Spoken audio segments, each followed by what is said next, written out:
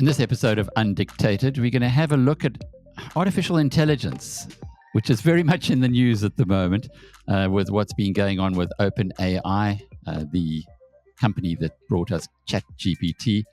Its founder and chief executive, Sam Altman, being kicked out, coming back in. He kicked the board out. It's an extraordinary story. And the whole world is saying that it's at a tipping point for the world. It's so important what has happened there. We've got a South African expert on the whole issue of artificial intelligence, Professor Mark Nasila, with us. Mark, lovely to have you with us. He's the Chief Data and Analytics Officer at FNB. I know you guys in the First Rand Group are innovative, but wow, to have an AI expert within a banking organization, that's far-sighted. How long have you been doing this job?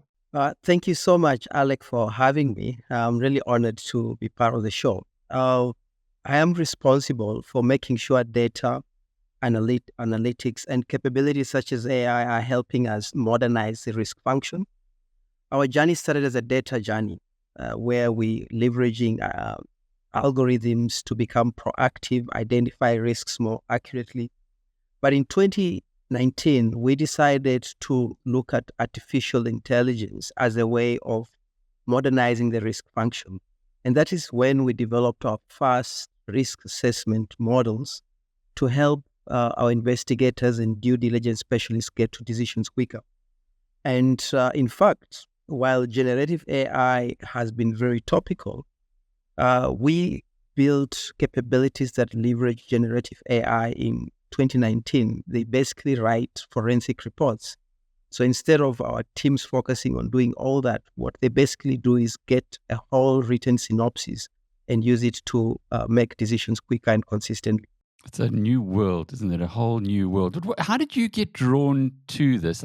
I see from your CV on LinkedIn that you've got your PhD in mathematical statistics and probability.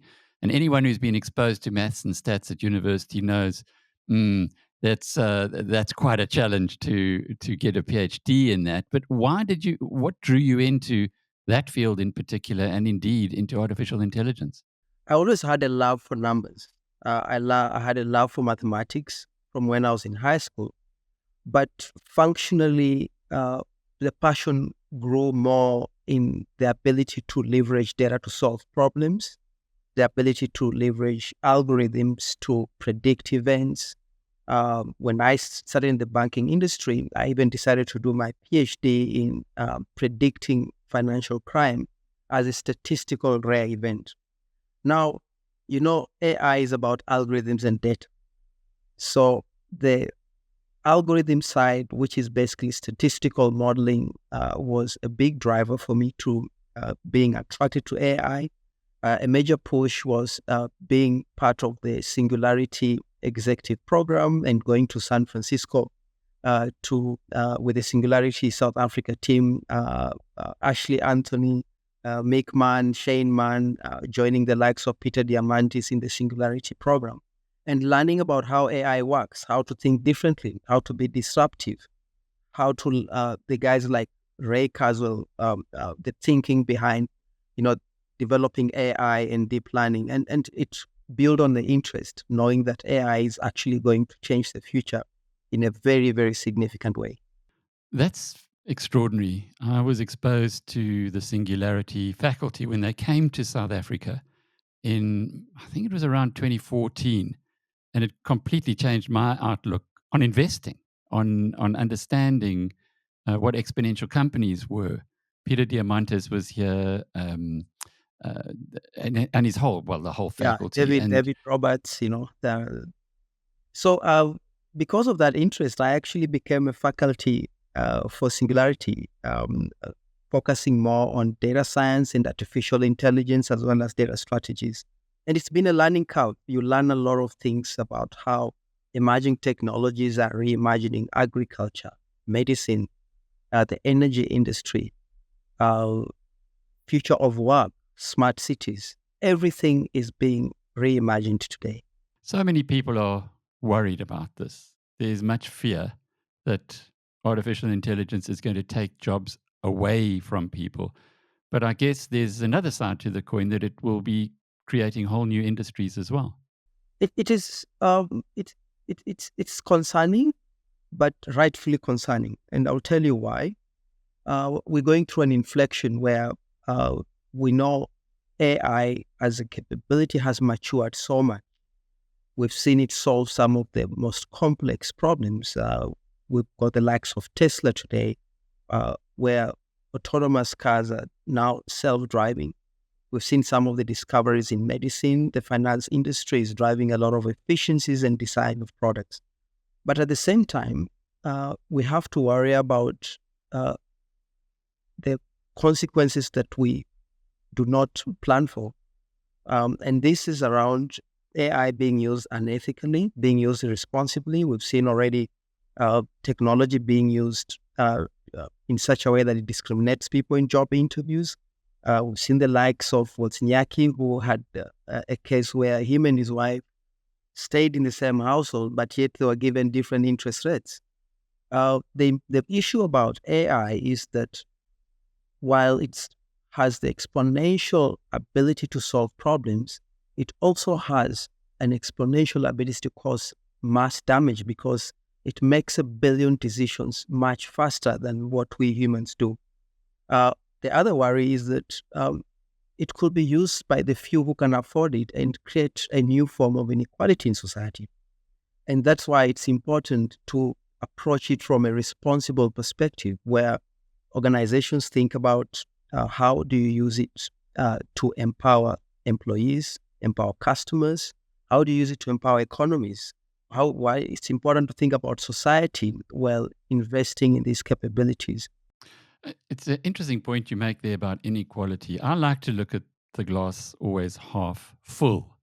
And if you think of ChatGPT, and it's a lovely segue into that as well, it now brings education within the scope of anybody who can ask questions of this incredible tool. But the whole ethical issue of where AI is going has been right in the middle of this ChatGPT or OpenAI organization, with the chief executive being effectively fired by the board and then being brought back in by Microsoft, who've done the funding, and the board then, well, three of the four members, them being fired. What is going on there? Why is it such a big deal? And how big a star is Sam Altman, the man who created or co-founded OpenAI? Listen, it's been so dramatic. This past weekend, the whole world has been speaking. Not forgetting the last year, from this point in time, ChatGPT boomed out and everyone has been talking about ChatGPT. But mostly the maturity of large language models, which have demonstrated that, as a capability, large language models are likely to reimagine every industry. And there's two reasons. If you look at ways of work, generally, there's a lot of involvement of language in the way people work. So as a mature capability, it's likely to change almost everything. Then for a long time, AI products have been built for AI scientists to solve problems and provide products. But right now, you have a capability that goes directly to the consumer without the necessary involvement of an AI scientist. That makes it so powerful. The concerns are this, is that if AI goes wrong, it could really, really go wrong. So we know very well that ChatGPT is still mostly at an experimental phase. And a part of that experiment is solving for ethics, converting it from a capability to a product that can drive efficiency, drive effectiveness. When Sam Altman was fired, there was big concerns around the reasons why he was fired. And two of the major topical reasons were issues around ethics. Was he not transparent around the ethical considerations of how far he had gone with developing large language models? The second issue, which was also very topical, was that are we on the brink of artificial general intelligence, where machines are now comfortable of executing human tasks without human supervision? And that meant that we are reaching a brink or a state where we've got a capability that we as humans are not ready for. They could cause so much damage. They could empower a few people, while on the other side, they present an optimistic opportunity to solve problems quicker, to solve some challenges, to create new economies, to drive industrialization.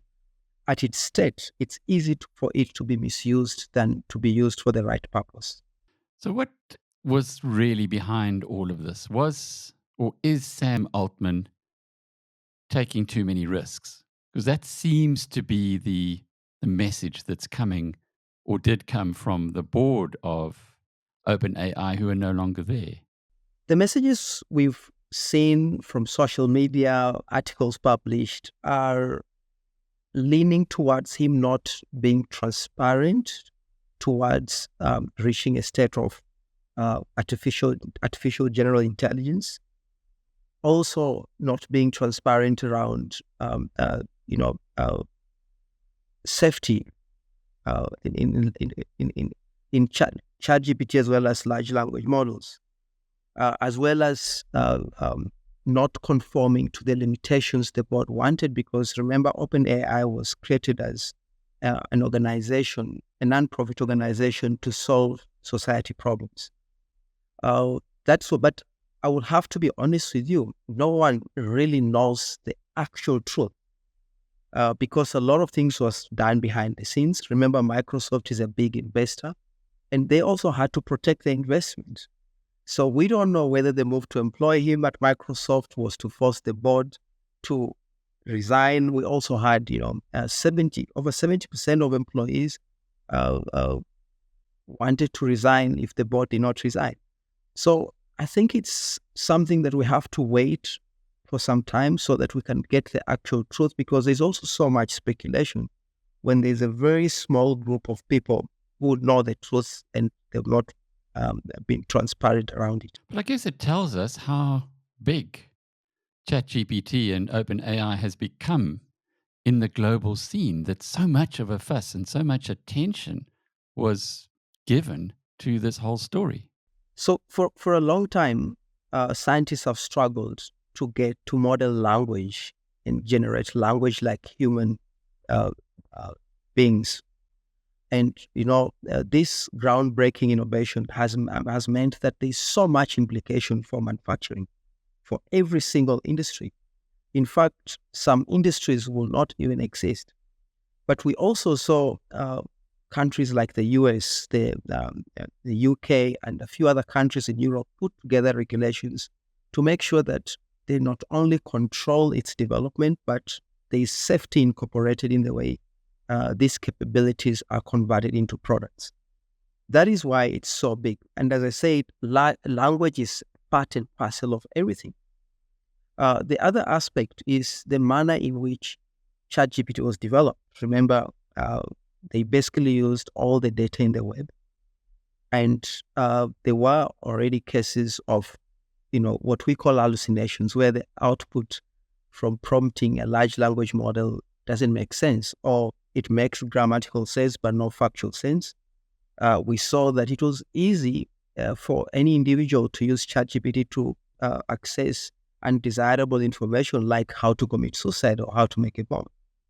Those are things that are worrying in the long term.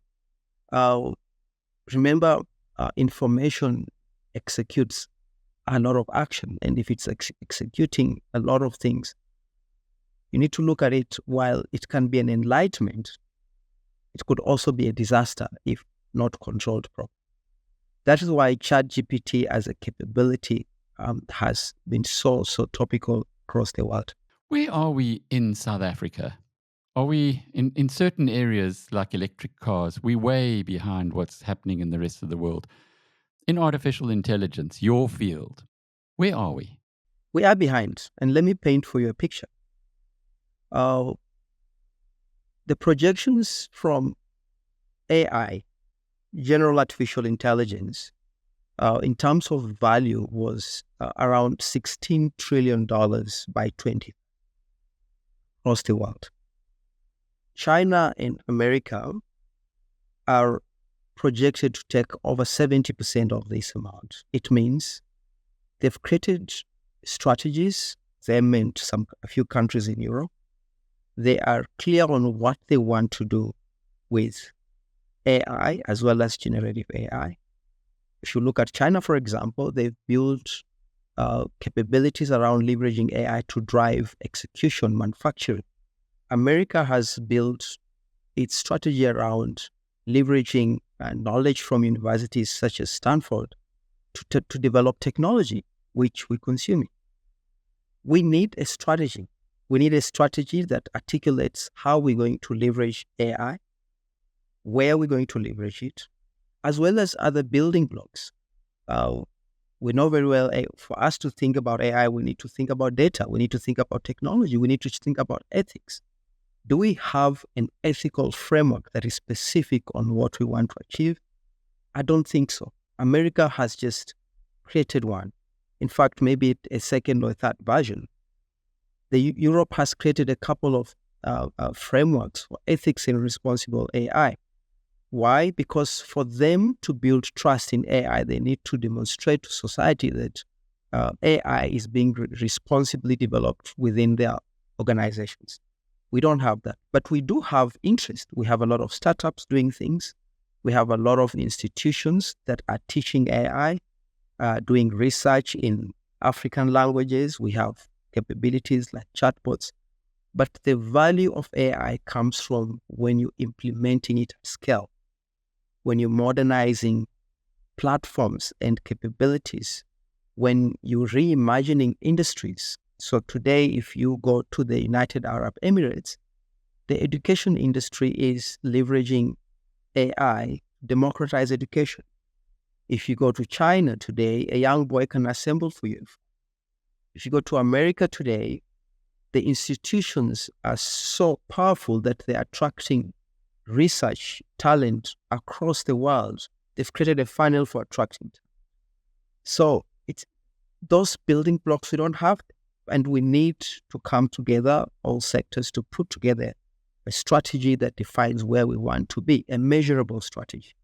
It sounds like a huge challenge for a country that is struggling with just to get the basics right, as we well know. But it's an exciting time for humanity, an exciting time for us in this country when we look ahead. Mark, what would if you were appointed to the cabinet as the Chief Information Officer for South Africa Inc., what would your priority be to get us onto the fast track in this global change? So while we're behind Alec, I'm also very optimistic. And I'll tell you why we're very optimistic. It's because when I look at South Africa and the African continent, we are a very resilient country or continent. But at the same time, the challenges we're facing today, if we make the right decisions, are challenges that are ripe for artificial intelligence and other emerging technologies. I could name for you 5. The energy problems we're dealing with in South Africa, efficiency, planning and managing resources much better, and eliminating loss of energy in the systems. Those are proper AI problems. When we look at the health industry,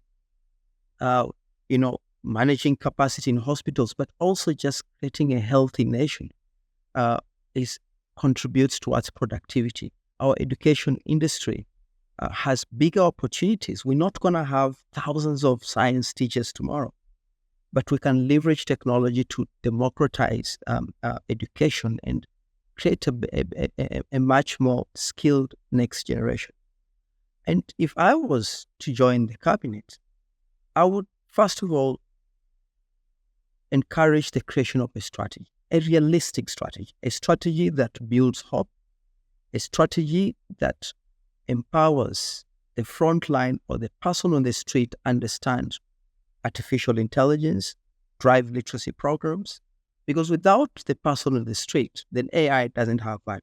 It can only have value if everyone trusts it.